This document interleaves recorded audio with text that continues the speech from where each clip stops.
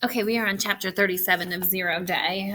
What will end up happening with this interesting interaction between Darrow and Addie? Addie being suspicious of Darrow and Darrow being suspicious of Addie. Darrow taking the locket that used to be Addie's and putting a mic in it to microphone her to see what was going on, I'm assuming. Here we go. Chapter 37. The wind from Marine One's blades lifted Addie's hair and sent it whirling across her face. She should have followed her mother's lead and tucked it into a ponytail. Instead, she was now stuck pulling back long strands from her lip gloss while the White House press corps snapped photos. It was early Saturday morning, and the president was returning from a 2-day economic summit in Brazil, just in time for a huge reception tonight at the White House in Addie's honor. The green and white helicopter lowered onto the south lawn, not far from where the drone had landed next to Addie days earlier. Her stomach lurched. Something wasn't right. No one had come forward to take credit, and when she tried to make contact this morning, she discovered the secure chat room had been shut down with no warning. The helicopter rotor blades spun to a stop straight ahead, and the door opened. The silver stairs dropped down, and the president exited, flanked by the white-gloved Marines and followed by staffers typing on their smartphones. The president stopped at the base of the stairs, saluted the Marines, and strode across the lawn to his family. He gathered Mackenzie in his arms, and he hugged Addie and her mother. "I've missed you so much," he said, tightening his grip around Addie. Click, click, click went the cameras in the background. Everything was a photo op, never a private moment. Addie longed to go back to the shadows and be anonymous again. "I missed you too, Daddy," Mackenzie said, head buried in his shoulder. Liz Webster kissed her husband on the cheek. "Welcome home, hon," she said. "Hope you had a nice trip," Addie said. "I did," the president said, "but it's good to be back." He turned and he waved at the photographers, and he led the family inside. They boarded the elevator and retreated to the relatively quiet of the residence. Addie prepared to head back to her room to try and untangle her hair along with her thoughts, but the president caught her gently by the arm. "Ad, hon," he said, "do you have a minute? I was hoping we could spend a little time together." "Sure, Dad," she said, attempting a smile. The president gave Liz a knowing nod, concern thinking of the edges in his eyes. Liz immediately took Mackenzie by the hand. "Come on, Mackie, baby. Let's go have a look at your dresses for the party tonight." "I don't want to go to the party tonight," Mackenzie said. "I want to stay here and show Daddy my new blocks." Addie didn't want to go to the party either. Blocks sounded much better. "Tell you what, Liz said. Why don't we go build something together right now, and you can show Daddy later, okay?" "Okay," Mackenzie said with a sigh, "but I still don't want to go to any parties. There's too many people there." "I know, hon," Liz says. "It's just for tonight. Then you won't have to go to another one for a long time, I promise." Liz and Mackenzie headed to the playroom.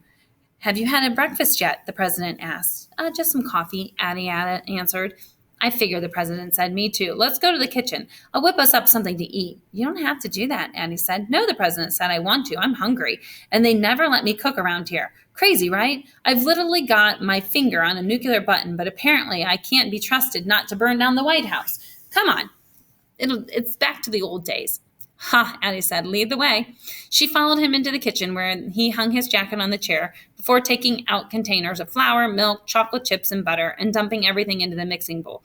Flour puffed everywhere, coating the countertop, containers, even the president's shirt. He patted himself, spreading white stuff around.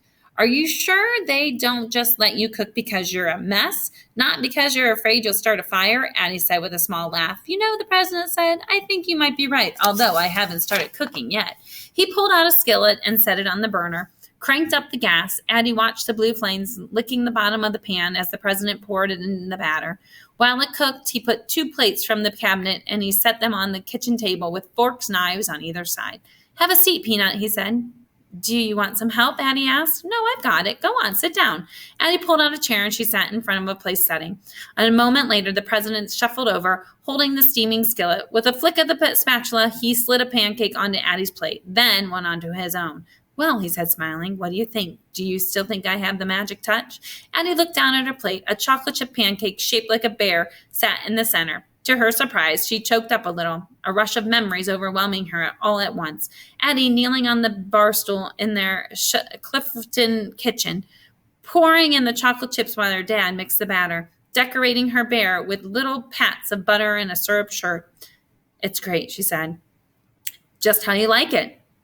Addie nodded, even though she hadn't had a bear pancake since she was 8. since before. The president hurried to the refrigerator and he grabbed syrup and butter, placing them on the table. Can't forget the accessories, he then said.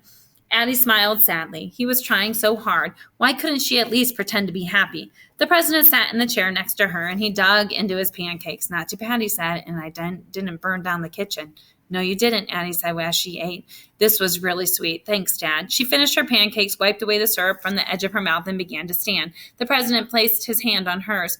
Hold on, Peanut, I said. Don't go just yet. I need to talk to you about something. The sickly taste of pancakes rose up in Addie's throat. Oh, what is it? She said. Something about the way the president began to link and unlink his fingers made her uneasy. She wasn't sure she ever had seen him nervous.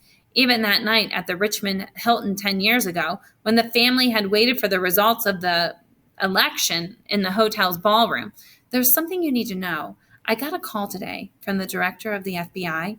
Sweat began to form around Addie's hairline. The FBI? She was sure she'd been careful, covering her tracks every time she went online. Had she made a mistake, or was it just that busboy?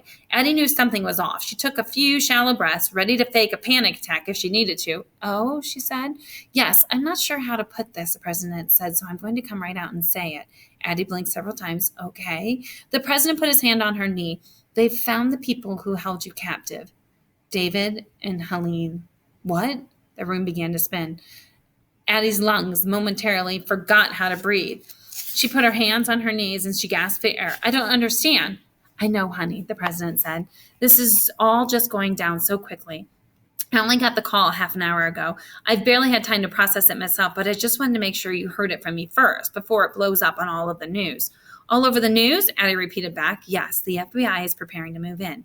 But they have to plan accordingly because, as you know, there are children in the house, and they have reasons to believe a large stockpile of weapons.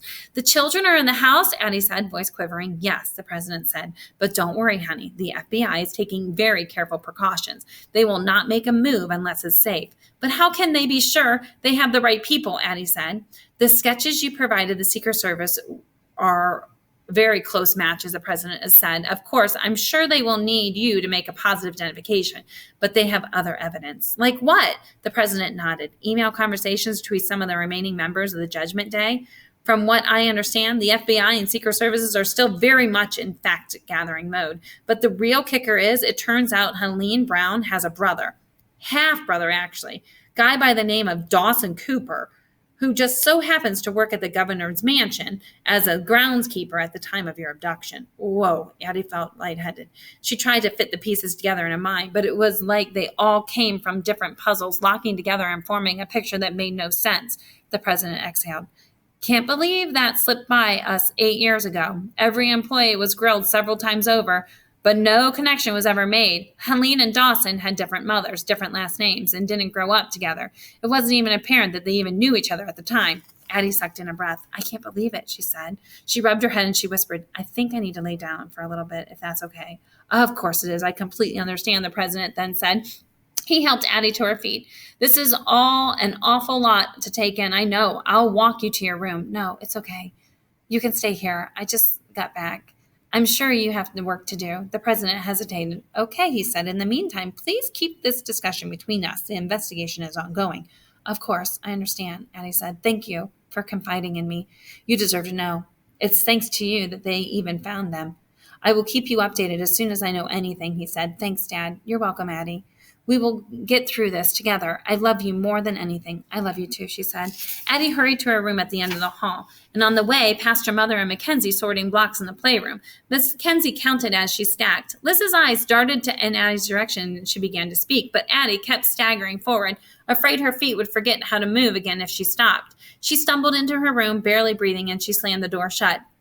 The Janie Lynn gown was laid out on her bed, pressed and ready for her welcome home reception tonight. It was almost more than Addie could take. The walls felt like they were starting to close in, crushing her from all sides. She grabbed her computer. It was cool and slick between her sweaty fingers. She flipped it open and she began to type a warning, but it was pointless. She had no when or nowhere to send it. That is the end of chapter 37. Getting heated.